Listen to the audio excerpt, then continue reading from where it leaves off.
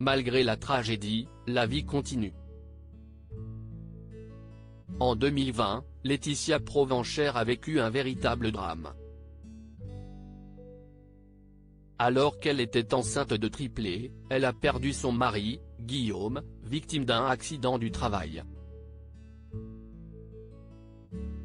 Et depuis, elle honore régulièrement la mémoire du père de ses enfants. Comme pour le triste anniversaire de sa disparition, où elle a publié un souvenir déchirant, une vidéo du couple, prise à leur mariage, en train de danser. Ces paroles résonnent tellement en moi. On se retrouvera, a-t-elle écrit en légende. 10 août 2020, une date que l'on oubliera jamais. Laetitia Provencher a également publié un selfie d'elle, de son mari, et d'un de leurs enfants pour commémorer cette triste date. 2 ans que tu n'es plus à nos côtés, a commencé la maman que l'on voit dans Famille nombreuse, la vie en XXL. Une photographie est un fragment de temps qui ne reviendra pas, une photo loin d'être parfaite, mais je m'en fiche, si y est-il le souvenir d'un instant de bonheur.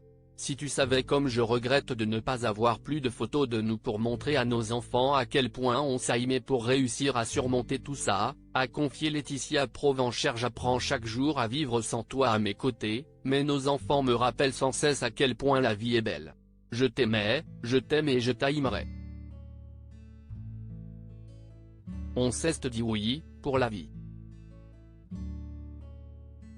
Sans l'homme de sa vie, la maman élève seule Nolan, Lina, Amy et Noélia.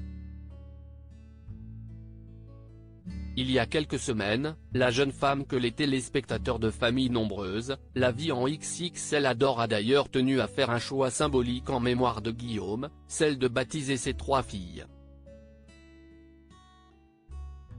Laetitia Provencher, son choix symbolique en mémoire de son mari avec Guillaume, on avait fait le choix de baptiser Nolan, et si est important pour moi, même s'il n'est plus là, de faire aussi baptiser les filles.